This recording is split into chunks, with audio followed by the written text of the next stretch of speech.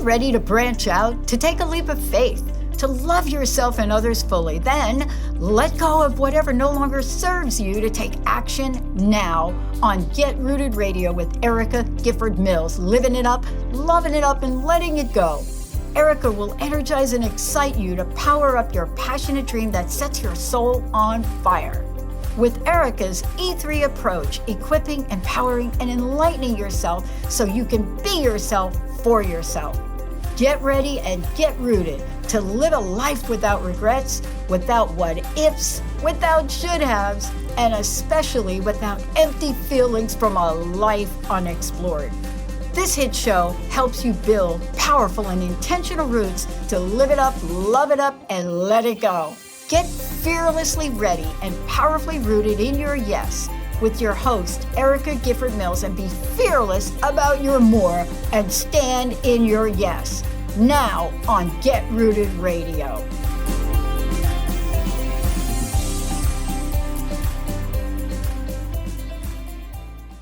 Welcome, everyone. I am Erica Gifford Mills, and you are listening to Get Rooted Radio. Living it up, loving it up, letting it go, right here on Transformation Talk Radio. A big shout out to my producer today, Nat. How are you doing? I'm doing great. Weather's getting warmer. Love it to be that way. Oh, same here in Wisconsin. It's a beautiful sunny June day, and that's very exciting because we've had some really wet weather. I mean, I know not as wet as Washington, so I can never complain to you about the rain, but it's been a perfect day to, I think, have this conversation that we're going to have today. Today's episode is titled Old Ways Won't Open New Doors. And to me, that's just what insanity is like, right? Expecting something different when you never change the rules on what you're doing. And I am so honored to have my guest today be Glenn Derby, and he's going to share his transformative journey from NFL offensive lineman to a mental health and trauma recovery advocate, emphasizing the role of faith and personal healing. He opens up about overcoming addiction, complex PTSD, and highlighting the importance of emotional resilience, spiritual growth, and helping others find peace through Christ. Glenn's story inspires others to reclaim their identity, set healthy boundaries, and step boldly into their purpose. And I am so excited to have this conversation today because I think we all could use this. At least I'll make that an I statement. I know that I can always use this. But I want to first tell you a bit about my guest. So Glenn Derby, as I mentioned, is a former NFL offensive lineman who played for the New Orleans Saints and the Green Bay Packers. Go Pack Go! Following a distinguished collegiate career with the University of Wisconsin Badgers. Go Bucky! See, I'm a hometown Wisconsin girl through and through. But beyond his achievements on the field, Glenn is a devoted advocate for mental health, something I care so deeply about, addiction recovery, and trauma healing, drawing from his own journey of resilience and transformation. Welcome to the show, Glenn. Thank you so much for being here. Thank you very much, Erica. That was a great introduction, and I really appreciate what you do. Thank you. So I'm going to just jump right in. You are a recovering addict and alcoholic with over 31 years of sobriety. Congratulations. Share Praise with God. Listeners. Yeah, praise God. Absolutely. So share with listeners about your story, about your journey. Okay, so I could go on for hours, but I will do it in a short version. So when we're born as a little infant, we're born in the image of God. And right from that moment, the world starts setting its little teeth into that perfect little baby. What ends up happening is, and you know, a lot of times it's not the caregiver's fault. It's not like people are satanic and they're putting in messages into your head. But as you go through life, many of us had messages that were put into our brains that told us we weren't good enough. And no matter what we did, we tried to become good enough, to be enough, to be loved, to be cared for, to be in the cool group, to have the cool girlfriend, to have da-da-da-da-da-da. That's what we crave to have. However, our brain's telling us we're not good enough because, my opinion, Satan is injecting these little digs and these little things. And like, you know, when somebody makes fun of somebody else in a way that that other person didn't know they cared about them, So like, my mom or my dad or my grandma or whoever would make a little dig. They weren't intentionally trying to hurt me. They weren't like, friend groups weren't trying to necessarily hurt you. They just thought it was funny. But, I would take it, or a lot of us would take it different, and it would crush our souls. It would crush kind of who we're supposed to be. And so early on in my life, I started getting a lot of these messages, and I started thinking that I was never good enough. And so I had to overreact and overdo on everything so that I could then become something of, I'm okay. Well, when this happens in some scenarios, in a more than you would think, there comes a time where you get the opportunity to take a drink, a drug, have a sexual activity, whatever it is that makes you feel better. All of a sudden, like when I took my first drink and it went down and I got that warm feeling from the alcohol, I went, oh, there's God. It was the first time, and I was 13 or 14 years old when this happened. It was the first time in a long, probably that I could remember, that I felt okay. I'm like, that's it. And I really truly believe that if not all people that cross the line into addiction, it's because whatever it is that they're taking, whether it's drugs, food, sex, alcohol, prescription drugs, you name it, if they're taking that and they're making themselves feel better because they're hurting inside so bad, that's where people cross the line into addiction, because they start to use that to feel better, to feel okay, and they're scared to death to live life in reality without that comfort going into you. And that's what happened with me. And I became an alcoholic, I believe, very quickly. I drank different than all the other friends I had. I was obsessed with getting that feeling. And so all through middle school and high school and college and in the NFL, I just wanted that feeling so that I could feel okay. And I also think it pushed me into sports and football and all that stuff, because I could act like a total idiot and hurt people and take my anger out on people. And it gave me kind of a similar rush that drugs or alcohol did. So it kind of, all of it fed together into moving into this like serious addiction. And I know you said that it started early for you, right? And was it a moment in time where you just all of a sudden realized that this is what I'm doing? Or was it did somebody have to tell you? No, nobody told me. Although I'll give you a couple things. One is, there was a time in my life where I was really struggling in school, and my mom told me that I went from being an A and B student to be a C, D, and F student. And it was in a very short period of time. And so she said during that time, something must have happened to create you, who's, she would say, I'm a very bright boy. I love to read. I loved all kinds of finding information about everything, and to all of a sudden not caring about anything. So that was pre me starting to drink. But I'll tell you, when I started to drink, I didn't know it at the time, of course, but as I look back on it, I can definitely see that took over my whole entire brain and my whole entire body. Yeah. And that's, I mean, when you, now it's been 31 years, and how did you get started on that recovery, right? So how did you start? Yeah. And I know we're going to talk about in next segment, we're going to talk about the complex PTSD, and get you getting into unwinding that. But how did you first start the sobriety movement? Okay, so when I was when I was either a sophomore or junior in high school, I remember there was a girl that I really liked, and I was kind of talking to her, and she said, I would really like you, but you are such a lush. And I was like, I don't even know what lush means. So I had to go, and back then we didn't have Google, so we had to look it up in a dictionary. So I looked up the word lush, and I saw that it was a drunk, and I'm like, oh, she thinks I'm a drunk. Well, screw her. I love being a drunk. I don't really care. And so I went through, and then I didn't start realizing I had a problem, because back then the image of an alcoholic was a bum on the street with a brown paper bag no shoes on his feet, drinking wine out of a bagged up bottle. That was what I thought an alcoholic was. I had no idea.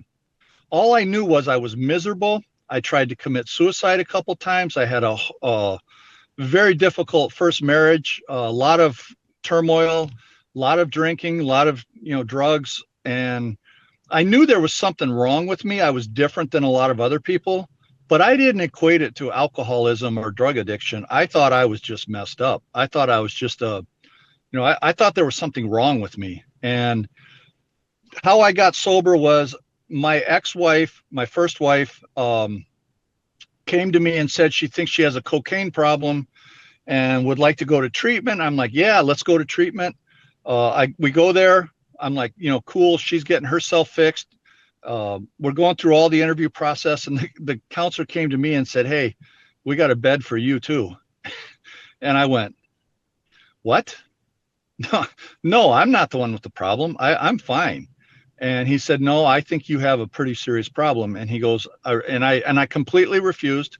But what I told him was, I said, I'll tell you what, I'll go to your outpatient to support my wife. And he said, good.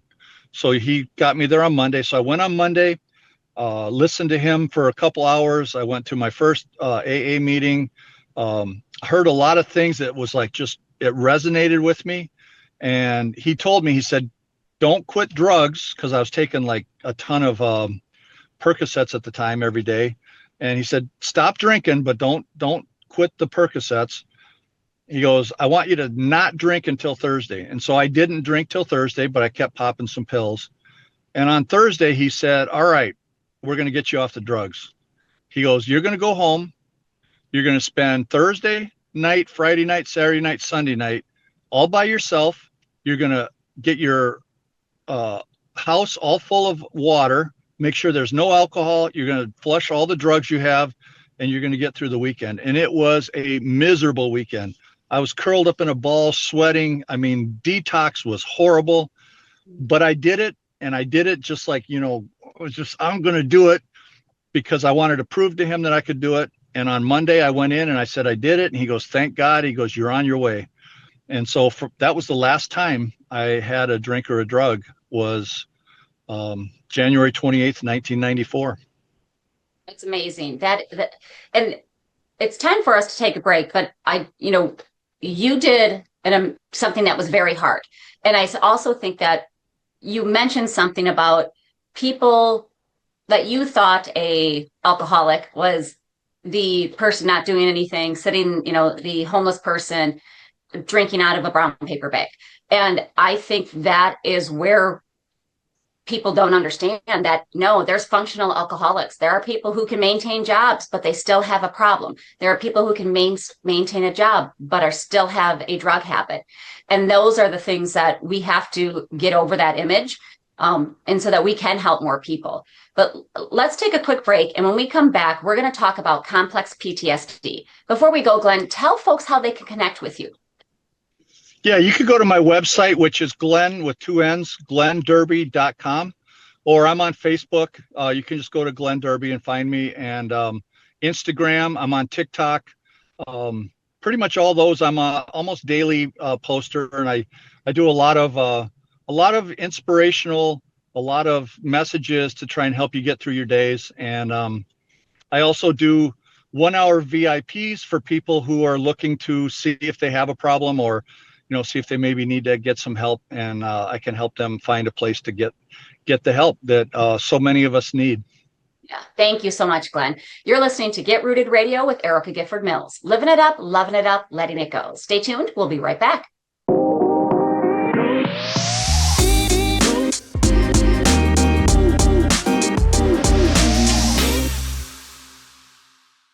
Welcome back to Get Rooted Radio with Erica Gifford Mills. Living it up, loving it up, letting it go. If you missed any portion of today's episode, you can catch it on getrootedradio.com. Don't forget to subscribe online to receive the latest news, events, specials, and words of encouragement. Go to getrootedradio.com. Welcome back to my guest, Glenn Derby. Thank you so much for being on the show today. Thank you for having me. I'm very appreciative. Well, Glenn, you have a new book, From the Line to the Light. Where can folks purchase that? So it is with the publisher right now, and he told me that in the next 2 weeks, it should be available on Amazon. So in the next Wonderful. couple of weeks, take a look for it on Amazon. So definitely get out there and be on the lookout for it. So during the last segment, we discussed Glenn's addiction and recovery. During this segment, especially because it's June, it is PTSD Awareness Month, I'd like to get into talking about your complex PTSD. And you started confronting that in 2022. Tell listeners kind of how that evolved, what you did, how you did it, and because I think this goes very well also with your whole addiction and recovery story, because it doesn't just stop, right? You know, recovery is not a one and done. No. And I'll tell you, so when I grew up, I was a very angry young boy. I would tantrums, fists through the holes in the walls, hurting people, negating and not doing what my parents told me to do. I was a very hardcore, angry rebel. That carried in through football. Then when I got into I've been married 3 times and divorced 3 times. My anger continued in the relationships that I had. And so over the years, I would go to anger management, and I would go to counselors, and they put me on some medication, or they would have me do these different exercises and all these things that they tried to do to help me with my anger. And yet here I am in my 3rd marriage I was my late 40s, early 50s, and I'm still having these anger outbursts.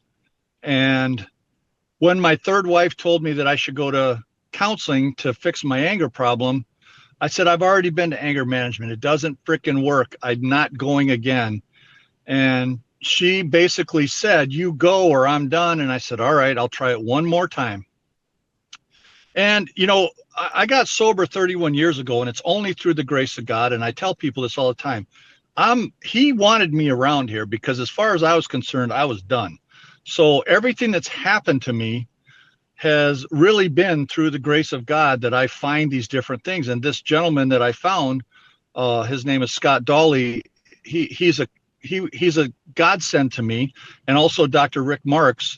Both of them got into my brain differently than anyone else did. And they started talking about, started talking about how, everyone pretty much knows about what PTSD is. They know that it came from military background, major abuse, traumatic situations that cause the brain to do what's called trigger itself. And so they were talking about Scott was talking about how many counselors were working with clients that had symptoms similar to PTSD, but they had never had one of those major type scenarios.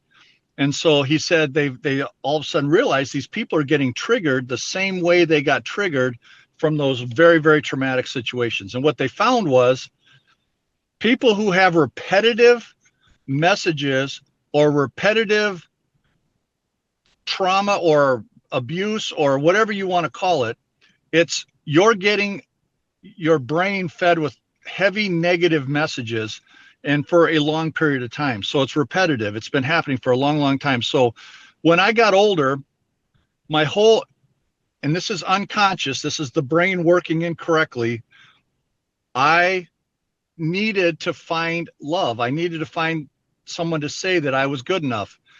And as per usual, we tend to pick spouses or girlfriends or boyfriends that are very similar to one of our parents. And it's because I think God, that's kind of how we have to heal from our childhood. So going through all this stuff, going through all this counseling, and he's talking about how, these repetitive messages are coming out in a trigger form.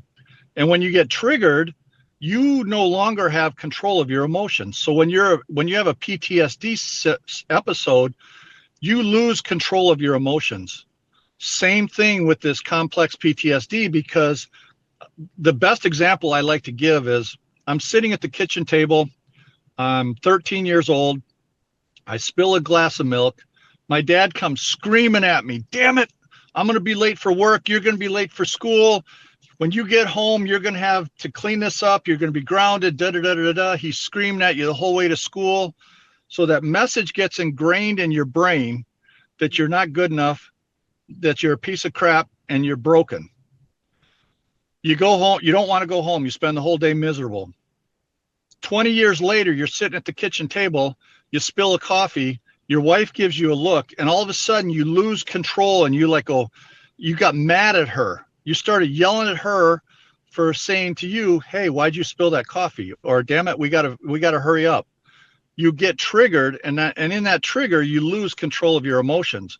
It looks like anger, it feels like anger, but it's not anger. It's a trigger. Same scenario, you spill your milk, your dad screams at you, you're in the car. On the way to school, he goes, hey, I'm really sorry I got mad at you. He goes, I know it was a mistake, but we need to do something to make it better so that this doesn't happen again. You get out of the car, you go to school, you feel really good about yourself. You know you're going to go home, your dad's not going to be screaming at you. 20 years later, you're sitting, the same thing happens. Your wife gives you that look and you say, hey, I'm really sorry this happened. Let me clean it up and I'll make it better for you. No trigger. When I was sitting in the chair at the counseling session, he looked at me and he said, you don't have an anger problem. Your anger is actually spot on. You should be angry for the things that are happening. And I said, well, then why in the hell am I blowing up like crazy? He goes, because you're getting triggered. He goes, there's a big difference. When you get triggered, you're not good to anybody. You're out of control. Anything that comes out of your mouth is going to be negative, and it's going to be spewing stuff from your childhood. So once you learn to calm that trigger, now you look at the situation and you can say it totally different. And you know, I can't tell you how many times I got really angry and blew up at somebody, and when I'm sitting there an hour later, I'm going, why did I do that? That was stupid. There's no reason I needed to get that angry or that upset. Yeah. That's what complex PTSD is, and that's what affects, I think, the majority of relationships, because you're not dealing with the true situation. You're not dealing with the true feeling that's going on in your head, because you're reacting in a childish way from the trauma that happened to you when you were a kid. Yeah. And I think that's important. It's you're not addressing that root cause, because it's not that somebody spilt the coffee or spilt the milk, right? It's something else. And well, and most importantly, it's not that you're broken or something's wrong with you. You just made a mistake. Yeah. You know, Absolutely. and I think a lot of us, when we're growing up, we're almost expected to be perfect in everything that we do. It's almost like reading the Old Testament and trying to live like like the Old Testament tells us can. It's impossible. You can't do it. We're not perfect. We are human beings that make mistakes. And as soon as you can be okay with that, now life becomes so much easier, and you don't get that trigger emotion. Yeah. And we're going to talk about it during the next segment. We're going to talk about like how to recover from the addictions and the complex PTSD, but it took you a while to get to that point, right? Yes, it did. So all of it did. Yes. Yeah. And so I want folks to, when we're talking, we only have a limited amount of time to talk here. So we're not saying it's all of a sudden, great. And you walk out of the office and everything else is, sunshine and rainbows. It takes a time to fix that trigger, to realize what that trigger is, and then to put get your tools, right, for your tool belt to fix those. So what we're saying here, I just don't want anybody to think like, so it's just that easy. No, it's hard work. It's hard work. It's repetition, because it didn't happen overnight, right? Just like what you went through didn't happen overnight. It was a accumulation of items. So make sure that we're not making a small moment of this, right? But we want folks to realize that you're not broken, and even if you are, right? Even if you do have some definitely underlying issues that you have to work on, you're still enough. You just need to put some work in and figure out how do you heal. And I know one way you said you did that is through faith, is making sure that you kept your faith and really worked towards it. And that also is a process. So, I 100% agree with you, Erica, that, when I say to somebody I have 31 years of sobriety, and they go, "Oh, that's great." And I think, yeah, that is great. But then I also think, man, if you would have seen me in the early days, if you would have seen like that first 5 years of sobriety, I went to a meeting every single day, with the exception of 1 or 2 days here and there for various reasons. I mean, I went sometimes 3 times a day. And you put in the work, you go to these meetings. Sometimes you don't want to sit there and listen to what the other people are saying. And sometimes you don't hear what they're saying, but you keep going back, and all of a sudden things start to make sense. And it takes you years. Like it took me 10 years before I could start, really appreciating what I had gone through. And then I'm going all through this, and then I become a father. Now my whole focus is wanting to be a good father. And I'm not doing a good job at it because I'm losing control at times. Sorry, Glenn, you kind of froze up there on me a little bit. So we're going to take a quick break. And when we come back, I want to hear what you said in the last like 30 seconds. But okay. You're great. You are listening to Get Rooted Radio with Erica Gifford Mills. Living it up, loving it up, letting it go. Stay tuned. We'll be right back.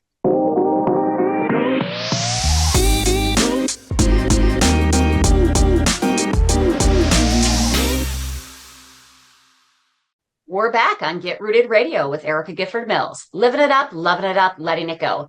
Don't forget to visit GetRootedRadio.com to listen to a replay of this episode, sign up for helpful tips, and learn about upcoming events. That's GetRootedRadio.com. Welcome back to my guest, Glenn Derby. Thank you so much for being on the show. Thank you. I'm really enjoying it. Good. So during the last segment, we were talking about addiction and complex PTSD. And we had a little technical glitch. So I want you to go back to that last part that we talked about. I had asked about how your faith helped you to really get through and start understanding not only your addiction, help you with sobriety, but also help you to understand the complex PTSD. And I know that this segment, as we get into talking about actual recovery, your faith had, I'm sure, so much to do with it. So tell listeners how that really helped and maybe where you had to lean in a little bit more. So I'm a preacher's kid. My dad became an Episcopal priest, and there was a lot of hypocrisy that I saw in the church early on. At the age of 19, I felt like there was a God, but he didn't give a shit about me. So I completely walked away from the church. I didn't go back other than for a wedding or a funeral until I was about 45. When I first got sober, if I would have went into one of those AA meetings and they would have mentioned the word Jesus, I would have turned around and walked out and said, not doing it. Nope, not doing it. I am so disgusted with that whole religion and the whole hypocrisy of it and everything that supposedly was good about it. I wanted nothing to do with it. So I did AA for quite a while, probably 20 some years, and got a lot out of it. And I wanted to take my girls, and I was in a little bit of a personal struggle, not with alcohol. I was good with that and not with drugs, but I was having relationship issues, work issues, some different things that were not going well. And I also wanted my daughters to at least have an experience to see a church. So I went into a church, I heard this pastor speak, and I went, wow, that makes sense. Wow, that makes sense. So I kept going. And all of a sudden, in that process, I started realizing how much of the AA book was right from Jesus and his teachings. And so I was into the Bible, and I'm reading and I'm learning and I'm watching what Jesus tells us to do. I don't look at anything else. I don't look at the Old Testament. I don't look at all that, shame and guilt and, sacrifice and this and that. I just focused on what Jesus was teaching. And it all started to make sense to me. And I started to realize, and through Dr. Marks, who's phenomenal, he was able to show me that my dad, his job was to get me to be an adult. Once I'm an adult, his job is done. So why, when I'm 19 years old, did I keep trying to prove my worth to my dad when I'm 40, 50 years old? And it was impossible. I couldn't do it. He was not capable of giving that kind of love to me. And there's only one person that is capable of giving unconditional love, and that's God. And so I learned that, and I learned that, I have a Father who loves me no matter what I do. I can sin all day long today, and when I go to bed tonight, I can say, Father, what the hell's wrong with, why did I do that? I don't want to be that person, and he's going to forgive me. And that's what's so beautiful is you start to get to the point where you don't want to sin. You don't want to do those things that you used to do to try and get your needs met. And like Dr. Mark says, you're going to get your needs met in a rat poison way. And that made sense to me. And it's like, I'm going to a human being to get unconditional love, which is impossible. So you go to your Father, he is able to give me unconditional love, which means then I start to love myself unconditionally. And that's what the true faith is. That's what, when you follow Jesus or follow God or go after it, you're going after the most loving, caring way of living that you can ever imagine. And when we're younger, we don't know that. We don't even know we want that. So it's truly through the grace of God that I got to this point where I could start to love myself in a way that was completely unconditional. It didn't matter what anybody else thinks of me. It didn't matter whether I won a game or lost a game. It was about just doing the best I could. And going through all the different career changes I've had, relationship problems I've had, all those things, it's really beautiful to be at a point in my life right now where I thoroughly love myself, and every day is a great day. And I think that's very important to note, because if you don't love yourself, you can't show others how you need to be loved, and you can't love others fully. And I think that, that shows that right there is, and I think through your recovery from addictions and complex PTSD, that all has an effect on our personal and professional relationships. So my next question would be, how does one recover from addiction and complex PTSD so they can have those better? Yeah. So you mentioned, even in the professional part. So you have this boss that everyone in the organization feels like they got to walk around on eggshells because you never know when you're going to set them off. Yeah. That's, in my opinion, that's got something to do with complex PTSD. So here's what happens. You start to dig into your brain and you understand that your brain is not operating correctly. So it's not a choice necessarily. It's your brain's not operating correctly. So now you need to learn, how should the brain operate correctly? So all those memories that are triggering you, you got to go in there and you got to forgive them. I love your end of your statement where letting it go. You got to let that go. And the only way to let it go is to go back. And you don't have to go back to the specific thing, but you got to go back to the time. And so what I did was I took a picture. My favorite place when I was a kid was up on the top of Beartooth Mountains overlooking these twin lakes. And I remember when I was a kid, I would sit on the side of the road and wish that I could go down there and camp there for a couple nights. And so I said, one day I'm going to do that. I haven't done it yet, but I will do it one day. But I took that picture of those lakes. I put it on my computer. I put it on my phone. I put it on my iPad. Every morning I'd get up and I would stare at that picture and I would sit there and I would think about the wind, the feel of the sun coming in. I'd look at the lakes and say, that's where I'm going to pitch my tent. And the whole time I'm rubbing this part of my hand. And I call this the harmony touch. And so basically I'm rubbing this while I'm looking at that picture and I'm thinking of, oh, peaceful. Yeah. Okay. Everything after this is a lie. Everything after this is a lie. This is the truth. Right here is the truth. So I'm in this moment and I'm saying, this is the truth. So now, as soon as I start to get agitated, as soon as I can consciously say, do the harmony touch, I go to this and I close my eyes and I picture myself in those lakes. I'm okay. Oh, hey, God, you're here. Hey, how's it going? Yeah. Okay, I'm good. Good. And I start having these conversations in my head. And then I look at the person I'm having troubles with and I say, it's all good. It's all good. I'm good now. Yes, you made a mistake. Yes, I'm not happy about it, but I'm not angry about it. And it brings that whole like confusion in your brain that you're not good enough, or you're everything's a lie, and it comes down to the truth. And the truth is, it's okay.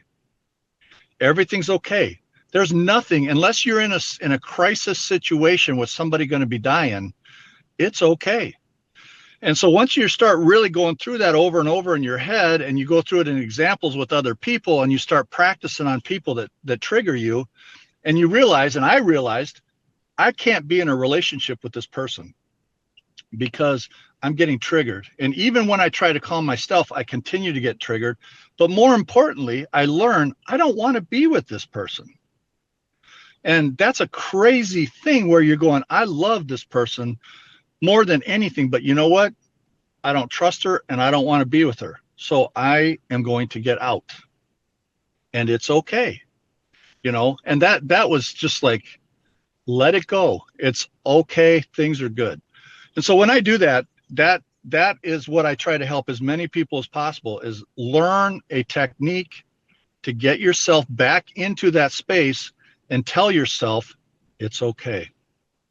That's You're perfect. okay. You're okay. So we're going to take a quick break, Glenn, and when we come back, we're going to finish out the show with your 4 C's framework. But before we go, tell listeners how they can reach you and learn more about your services.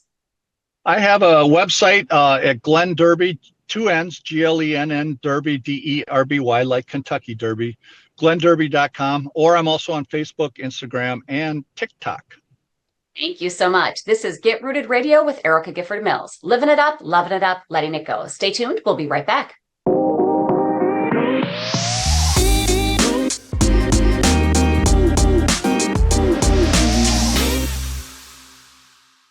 Welcome back to Get Rooted Radio with Erica Gifford Mills. Living it up, loving it up, letting it go. If you missed any of the information during the last segments, go to getrootedradio.com to listen to the replay. Don't forget to subscribe, sign up for tips and special events and pricing for upcoming coaching sessions at getrootedradio.com. Welcome back to my guest, Glenn Derby. Thank you so much for being on the show today. Glad to be here. So during the last few segments, we've discussed your journey through addiction, complex PTSD, and recovering from it all. During this last segment, I really want to talk about your 4 C's framework. And for more than 25 years, you have worked with middle and high school boys, guiding them through anger, trauma, and emotional hurdles. And you've also worked with high achieving couples, employers, employees, athletes, really helping them all to navigate the unique challenges of high performance environments. And your work has touched thousands of lives. And it's been through this 4 C's framework, the chaos to calm, for clarity to communicate effectively. So I want listeners to hear about this, because I think it's touched so many lives that it would be great for them to know, what are these 4 C's and how does it all work? So the 4 C's started way back in football. Football is a very complex game. And there were many times where coaches would be hollering out things that they wanted you to do. And it was very confusing to my brain. I didn't get some of the things that they were trying to say. So it made it more difficult for me to be effective at playing. When I got into my alcoholism, the chaos in my mind was insane. It was, I had to have some type of high to calm my brain down. So then when I got sober, I still had all that chaos, and that chaos is going crazy through my head. And the chaos is miscommunicating what I was trying to say to either my spouse, girlfriend, sister, mother, father. So that chaos was clouding everything in my head. And once I got sober and was working with all these kids, I would watch them and I would see the chaos in their brains. You could see their whole bodies moving, and I just felt like they were out of control and the chaos in their head was going nuts. And the first thing that I learned to do, and it was almost instinctual, it was almost as if God was telling me this is what I needed to do, was I learned how to not instigate, but calm their demeanor, their brain, and everything. And once they were calm, then I could communicate clearly. I could say, listen, Johnny, when you get upset, the things that come out of your mouth are going to irritate the other person away from you. So if you could learn to communicate a little more clearly, you're not going to get the reaction from them that's negative, which is going to then set you off. And I started to do this with the boys, and I worked with a few girls, but mostly boys, and I could see it in my own head. So now I'm starting to understand that the things that I'm teaching are things that I need to be doing. And it came down to when I was working with a coach, we started talking about what is the real thing that God's telling you to do. And because I fully understand what a chaotic brain feels like, what a chaotic body feels like, and I knew the first thing you got to do is calm it. You got to calm it, because nothing gets done effectively when chaos is in the picture. So I started to work on and work with people, and I do a 6-month program where we learn all about the chaos. We learn how your best way of calming the chaos. So now you can clearly communicate to the person that you're not happy with them. Instead of screaming and yelling at them and calling them an asshole, you're saying, hey, listen, I don't like it when you do this. And when you say it in a calm tone like this, they're not going to overreact 90% of the time. Now you're going to be effective in what you're saying to that person, because now you're clearly understanding that your chaos is not happy with what's going on. So it really comes down to, once you calm the chaos, then you can communicate clearly and your whole world changes. And people look at you different. You smile more. You're happy. You walk around. You don't feel like you're on eggshells. Other people don't feel like they're on eggshells around you. They actually treat you so much nicer. It's amazing. It's simple and very difficult to do, but it's amazing when you do it. It changes your whole life. And I think that's important that you say that, because it's simple, right? We don't need things to be complex, because we already have that chaos, right? And if it's hard, people aren't going to do it, or it's hard to remember. It's hard work, even though it's simple, like you said. It's very hard work. It's hard work, yeah. And you have to put the work in. I tell folks all the time, don't say, oh my gosh, you did such wonders with this person. I didn't do the work. They did the work. I just gave them the tools, and I could give them the tools all day, but if they don't do the hard work, it's not going to get done. So they deserve the praise. Exactly. Yes. But if you have all that chaos in your mind, a lot of times what we're looking to is we're not listening. And we're not listening because all we're doing is we're listening to respond, not listening to comprehend. And so if we get rid of that chaos, like you said, and then we can get to, now I'm calm, right? I've calmed down, getting rid of the chaos, just like in an emergency situation. Stop yelling, stop running. Let's calmly walk. We can calm down. Now we have a little bit more clarity, because we're not seeing red. We're not seeing the fire. We're seeing our goal to get out, if it's up there. And then we can use our words. I always say, use your words. Right. Words matter. And how do we communicate that effectively? And I think, so I love your 4 C's. It makes so much sense. And like you said, it's going to be hard. It's going to be something that you need to practice, just like you do every day with sobriety, with faith, with everything. And remember this, Erica, too, when you say hard work, here's one of the things that I can put into a good way of saying it.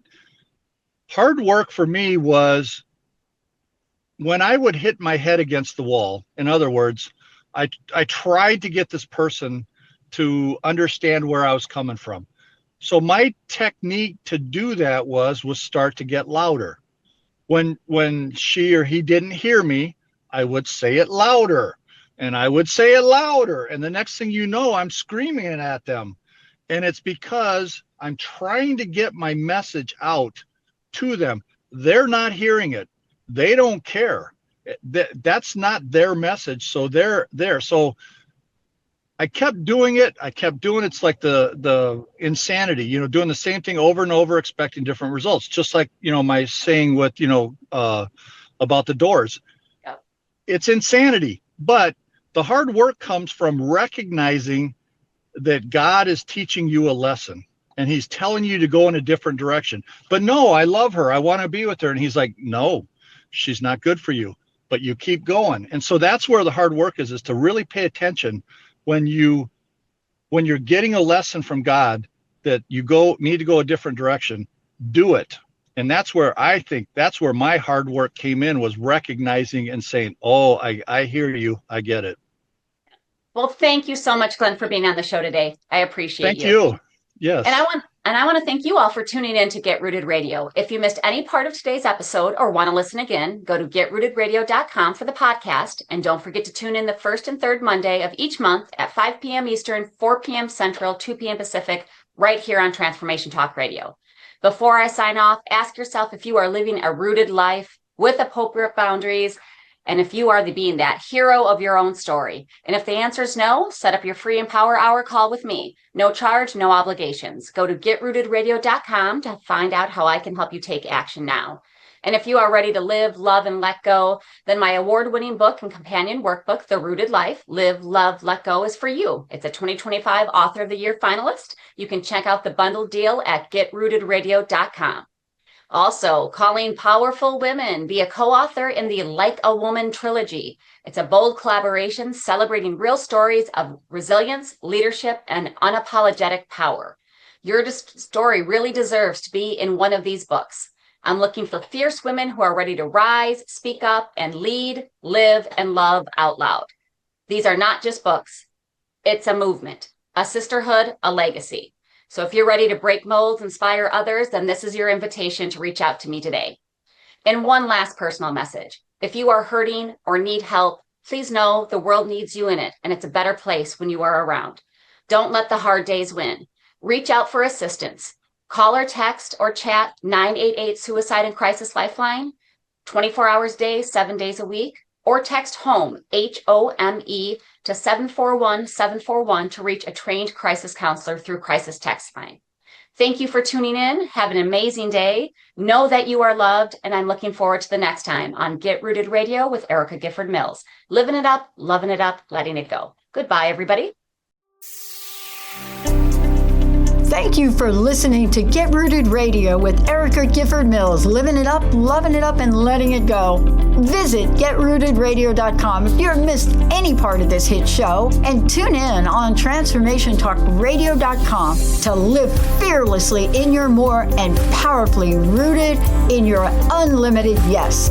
For more information and to work with Erica directly, visit getrootedradio.com. That's getrootedradio.com, and get ready to live it up, love it up, and let it go.